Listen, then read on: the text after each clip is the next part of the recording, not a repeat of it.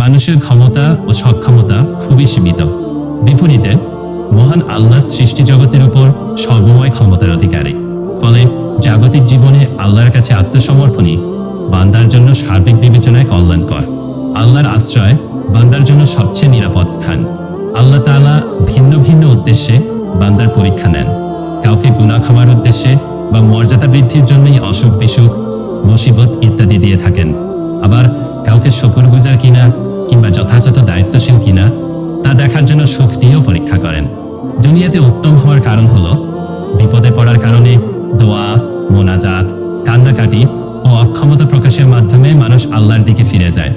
এর মাধ্যমে মানুষ জাগতিক বিভিন্ন অনর্থক কাজ থেকে বিরত থাকে। আর আখিরাতে উত্তম হওয়ার কারণ হলো গুনাহ মাফ হয় এবং মর্যাদা বৃদ্ধি পায়। আল্লাহ তাআলা বলেন, আর আমি অবশ্যই তোমাদেরকে পরীক্ষা করব কিছু ভয়, ক্ষুধা এবং জানমাল ও ফল ফলাদির স্বল্পতার মাধ্যমে, আর আপনি ধৈর্যশীলদের সুসংবাদ দিন। সূরা আল বাকারা আয়াত 155। আল্লাহ রাব্বুল আলামিন পবিত্র কুরআন মাজিদে বলেছেন, মহাকালের শপথ, মানুষ অবশ্যই ক্ষতিগ্রস্ত, কিন্তু তারা নয় যারা ঈমান আনে ও সৎকর্ম করে এবং পরস্পরকে সত্যের উপদেশ দেয় ও ধৈর্যের উপদেশ দেয়। সূরা আসর আয়াত 1 থেকে 3।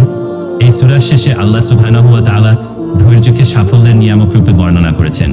মহামারী ও দুর্যোগে ভীত সন্ত্রস্ত না হয়ে মনোবল দৃঢ় রেখে শান্তভাবে পরিস্থিতি উত্তরণ মুমিনের কাজ। বিপদগ্রস্তদের সাহায্য সহযোগিতা করা, সেবা করা, দান খয়রাত করা, এগুলো বিপদ আপদ ও বালা মুসিবত থেকে মুক্তির অন্যতম উপায়।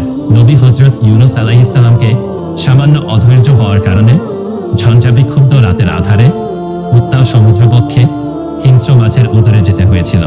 এই প্রসঙ্গ উল্লেখ করে মহানবী হযরত মুহাম্মদ সাল্লাল্লাহু আলাইহি ওয়াসাল্লামকে উদ্দেশ্য করে কুরআন কারিমে আল্লাহ তাআলা বলেন, অতএব তুমি ধৈর্য ধারণ করো তোমার প্রতিপালকের নির্দেশের অপেক্ষায়।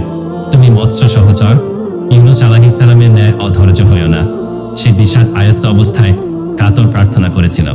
সূরা আল কলম আয়াত 48। বান্দার উপর যত বিপদ আপদ আছে সবকিছুরই তাৎপর্য থাকে, কিন্তু সব বিষয় আল্লাহ তাআলা বান্দার সামনে প্রকাশ করেন না। যেহেতু বিপদেও কল্যাণ নিহিত থাকে, সুতরাং যে কোনো বিপদের সময় এই কথা স্মরণ করতে হবে যে এতেই আমার জন্য কল্যাণ রয়েছে। এক্ষেত্রে প্রশান্তি লাভের একমাত্র উপায় হলো আল্লাহর সঙ্গে সম্পর্ক সৃষ্টি করা।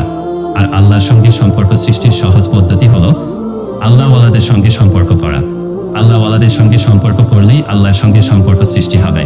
আর আল্লাহর সঙ্গে সম্পর্ক হয়ে গেলে কোনো বিপদই মানুষকে বিচলিত করবে না। পরিশেষে আল্লাহ তাআলার সন্তুষ্টি লাভের উদ্দেশ্যে মানুষের জীবনে বিভিন্ন ক্ষেত্রে কঠিন পরীক্ষার সম্মুখীন হতে হবে। এই পরীক্ষা ধন সম্পদের ক্ষতি সাধনের মাধ্যমে হতে পারে, ক্ষুধা তৃষ্ণার কষ্টের মাধ্যমেও হতে পারে, এমনকি এই পরীক্ষা প্রাণের বিনিময়েও হতে পারে। এ সকল কঠিন পরীক্ষায় উত্তীর্ণ হওয়ার একমাত্র উপায় হলো সবর তথা ধৈর্য অবলম্বন করা এবং আল্লাহ তাআলার বিধান মোতাবেক তার সিদ্ধান্তের উপর সন্তুষ্ট থাকা। তবে আল্লাহর নৈকট্য অর্জন ও পরীক্ষায় উত্তীর্ণ হওয়া সম্ভব। আল্লাহ তাআলা বলেছেন, প্রতিটি কষ্টের সঙ্গে অবশ্যই কোনো না কোনো দিক থেকে স্বস্তি রয়েছে, কোনো সন্দেহ নেই। অবশ্যই প্রতিটি কষ্টের সঙ্গে অন্যদিকে স্বস্তি আছে। সূরা আল ইনশিরা আয়াত 5 থেকে 6।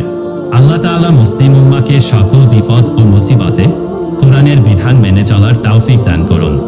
ধৈর্য ও সহিষ্ণুতার মাধ্যমে মাওলার নৈকট্য অর্জন করার তৌফিক দান করুন। আমিন।